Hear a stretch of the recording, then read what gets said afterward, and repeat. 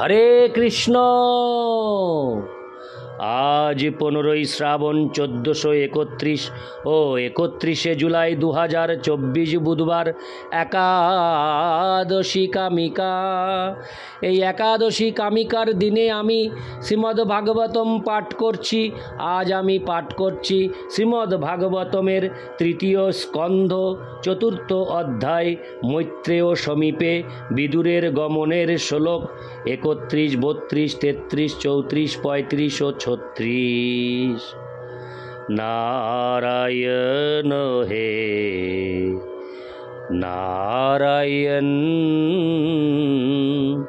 भवभयो हरणं नारायण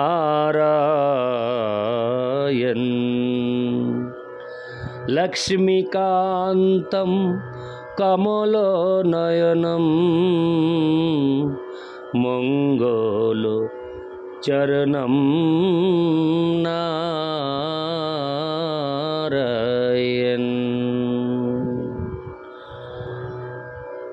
श्लोक 31।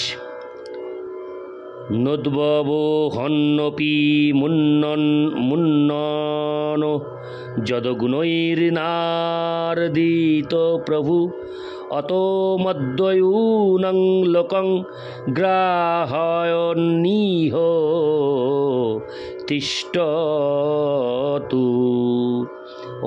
অনুবাদ।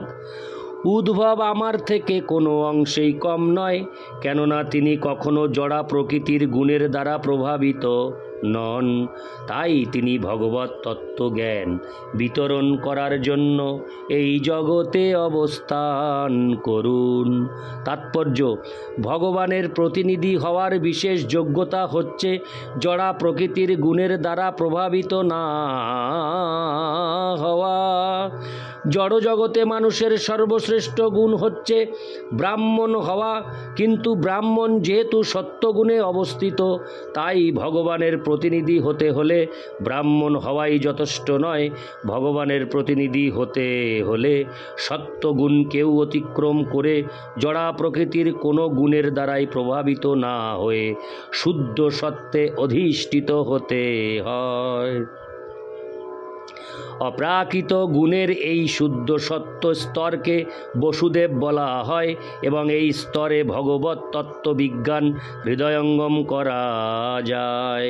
ভগবান যেমন জড়া প্রকৃতির গুণের দ্বারা প্রভাবিত হন না, তেমনি ভগবানের শুদ্ধ ভক্তও প্রকৃতির গুণের দ্বারা প্রভাবিত হন না।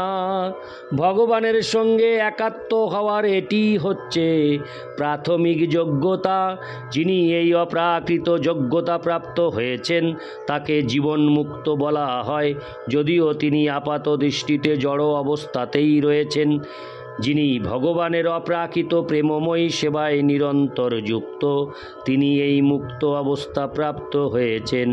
ভক্তিরসামৃত সিন্ধুতে 1:2-187 বলা হয়েছে, ইহা যস্য হরের দাস্যে কর্মণা মনসা গীরা নিখিলা সপবস্থাসু জীবনমুক্ত স উচ্যতে। যে ব্যক্তি তার কর্ম, মন এবং বাক্যের দ্বারা কেবল ভগবানেরই অপ্রাকৃত প্রেমময়ী সেবা করেন, তিনি আপাত দৃষ্টিতে জড় জগতের বদ্ধ অবস্থাতে রয়েছেন বলে মনে হলেও প্রকৃতপক্ষে মুক্ত আত্মা। উদ্ভব এই রকম অপ্রাকৃত স্তরে অধিষ্ঠিত ছিলেন, তাই ভগবান এই জগৎ থেকে অপ্রকট হওয়ার সময় তাকে তার প্রতিনিধি হওয়ার জন্য মনোনীত করেছিলেন। ভগবানের এই প্রকার ভক্ত কখনো জড়জাগতিক বল বুদ্ধি এমনকি বৈরাগ্যের দ্বারাও প্রভাবিত হন না। ভগবানের এই প্রকার ভক্ত জড়া প্রকৃতির সব রকম আঘাত সহ্য করতে পারেন এবং তাই তাকে বলা হয় গোস্বামী। এই প্রকার গোস্বামী কেবল ভগবৎ প্রেমের দিব্য রহস্য উদ্ঘাটন করতে পারেন। ইতি শ্লোক 31। শ্লোক 32। এবং ত্রিলোক গুরুনা সন্দিষ্ট শব্দজনিনা বদর্যাশ্রমাসাদ্য হরিমিজে সমাধিনা। অনুবাদ: সুখদেব গোস্বামী মহারাজ পরীক্ষিতকে বলেছিলেন যে সমস্ত বৈদিক জ্ঞানের উৎস এবং ত্রিলোকের গুরু পরমেশ্বর ভগবান শ্রীকৃষ্ণ কর্তৃক আদিষ্ট হয়ে উদ্ভব বদ্রিকা আশ্রম তীর্থে উপস্থিত হয়েছিলেন এবং ভগবানের সন্তুষ্টি বিধানের জন্য সমাধিমগ্ন হয়েছিলেন। তাৎপর্য: ভগবান শ্রীকৃষ্ণ বস্তুত ত্রিলোকের গুরু এবং তিনিই হচ্ছেন সমস্ত বৈদিক জ্ঞানের মূল উৎস।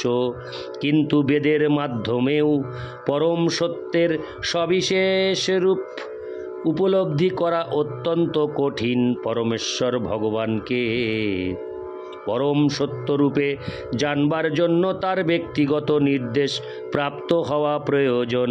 ভগবদ্ গীতা হচ্ছে এই অপ্রাকৃত জ্ঞানের সারমর্ম। ভগবানের কৃপা ব্যতীত কেউই পরমেশ্বর ভগবানকে জানতে পারে না।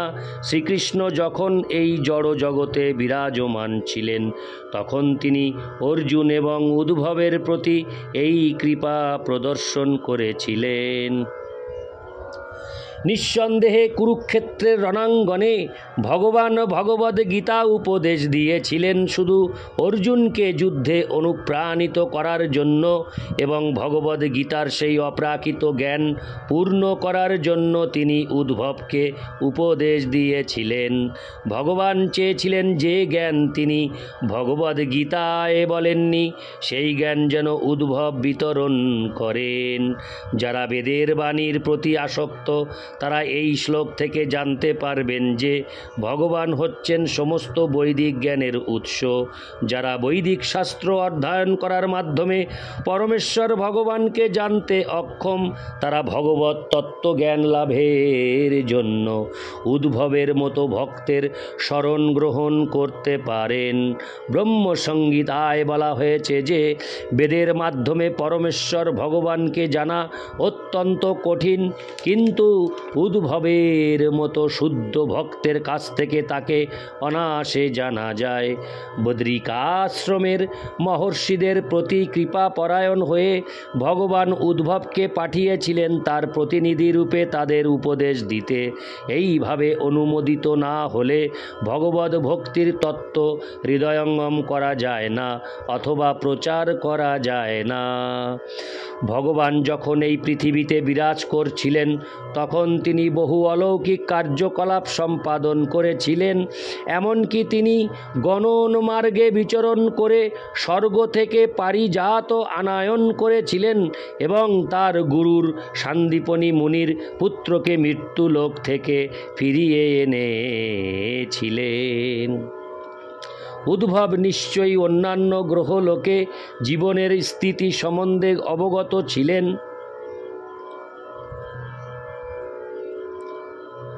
এবং সমস্ত ঋষিরাও সেই সম্বন্ধে জানতে উৎসুক ছিলেন, ঠিক যেমন আমরা অন্তরিক্ষের অন্যান্য গ্রহলোক সম্বন্ধে জানতে ইচ্ছুক। উদ্ভব কেবল বদ্রিকা আশ্রমের মহর্ষিদের কাছেই নয়, নরনারায়ণ বিগ্রহের কাছেও বার্তা বহন করার জন্য নিযুক্ত হয়েছিলেন। এই বার্তা অবশ্যই বৈদিক শাস্ত্রে বর্ণিত জ্ঞান থেকে অধিক গুহ্য ছিল। ভগবান নিঃসন্দেহে সমস্ত জ্ঞানের উৎস, আর নরনারায়ণ তথা অন্যান্য ঋষিদের জন্য উদ্ভবের মাধ্যমে যে বার্তা প্রেরণ করা হয়েছিল তা নিশ্চয়ই বৈদিক জ্ঞানের অঙ্গ ছিল, কিন্তু তা ছিল অধিক গুহ্য এবং উদ্ভবের মতো শুদ্ধ ভক্তের দ্বারাই কেবল তা প্রেরণ করা অথবা হৃদয়ঙ্গম করা সম্ভব। যেহেতু এই প্রকার গোপনীয় জ্ঞান কেবল ভগবান এবং উদ্ভবেরই জ্ঞাত ছিল, তাই বলা হয়েছে যে উদ্ভব এবং ভগবানের মধ্যে কোনো পার্থক্য নেই। উদ্ভবের মতো প্রতিটি জীব ও পরমেশ্বর ভগবান শ্রীকৃষ্ণের বার্তাবাহক হতে পারেন যদি তিনি ভগবানের প্রতি তার প্রেমময়ী সেবার মাধ্যমে তার অন্তরঙ্গ হতে পারেন। এই প্রকার অন্তরঙ্গ জ্ঞান বিতরণ করার ভার কেবল উদ্ভব এবং অর্জুনের মতো শুদ্ধ ভক্তদের উপরেই ন্যস্ত করা হয় এবং সেই রহস্য হৃদয়ঙ্গম করতে হয় তাদের মাধ্যমেই, অন্য কোনো উপায়ে নয়। ভগবানের এই প্রকার অন্তরঙ্গ ভক্তের সাহায্য ব্যতীত ভগবদ্গীতা অথবা শ্রীমদ্ ভাগবতের জ্ঞান হৃদয়ঙ্গম করা যায় না। শ্রীল বিশ্বনাথ চক্রবর্তী ঠাকুরের মতে এই গোপনীয় জ্ঞান লৌকিক জগতে শতবর্ষ অবস্থানের পর তার মহাপ্রস্থান এবং তার কুলের বিনাশের রহস্যের সঙ্গে সম্পর্কিত ছিল।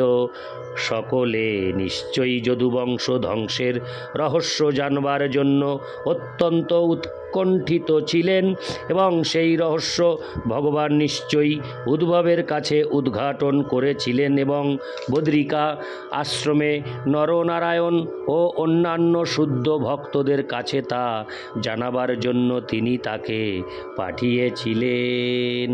ইতি শ্লোক 32। শ্লোক 33।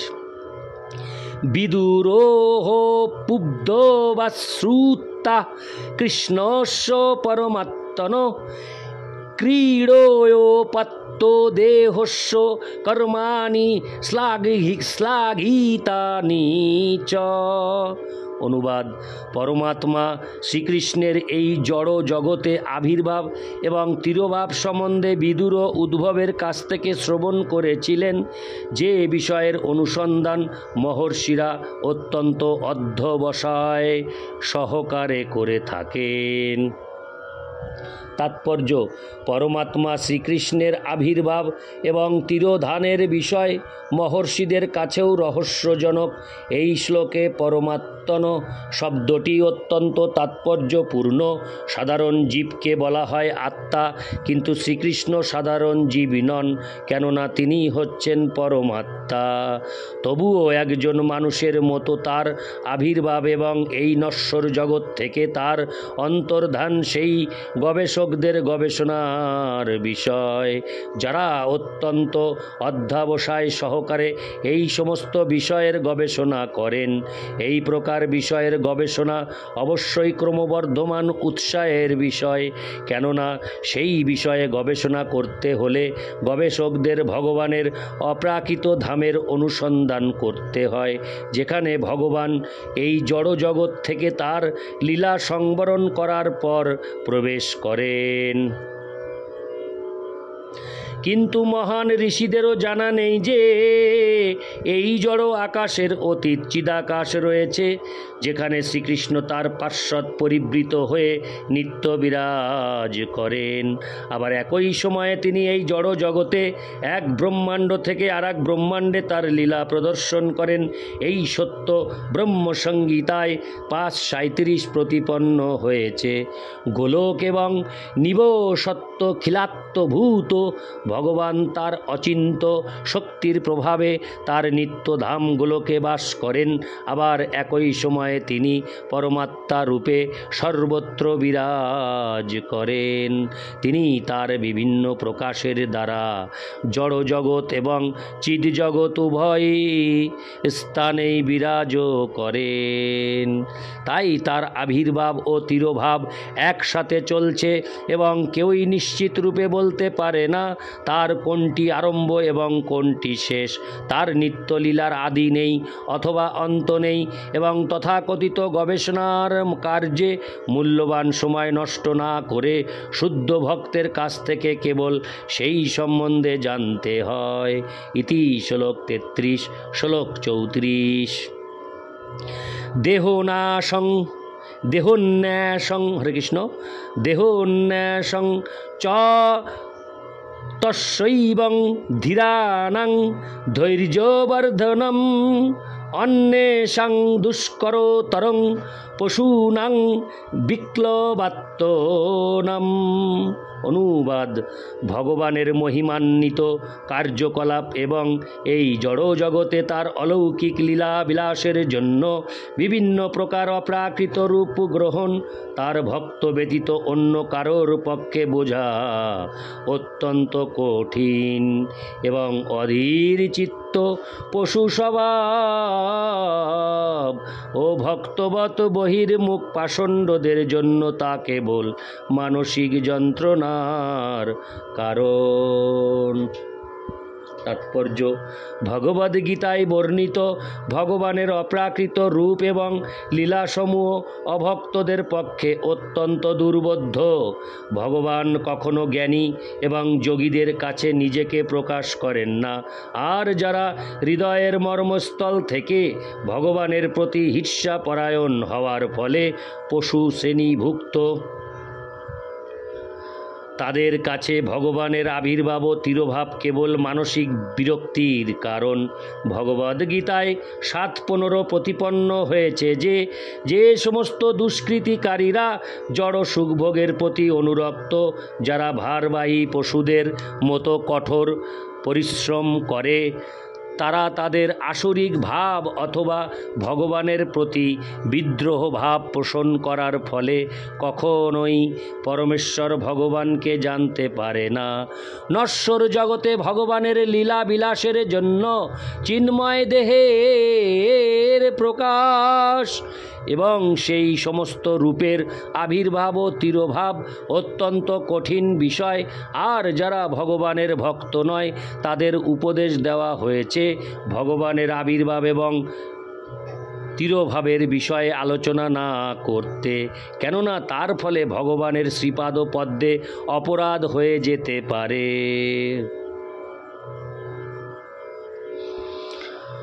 আসুরিক ভাবাপন্ন হয়ে তারা যতই ভগবানের অপ্রাকৃত আবির্ভাব এবং তিরোভাব সম্বন্ধে আলোচনা করে, ততই তারা নরকের অন্ধতম প্রদেশে প্রবেশ করে, যা ভগবদ্গীতায় 16:20 বর্ণিত হয়েছে।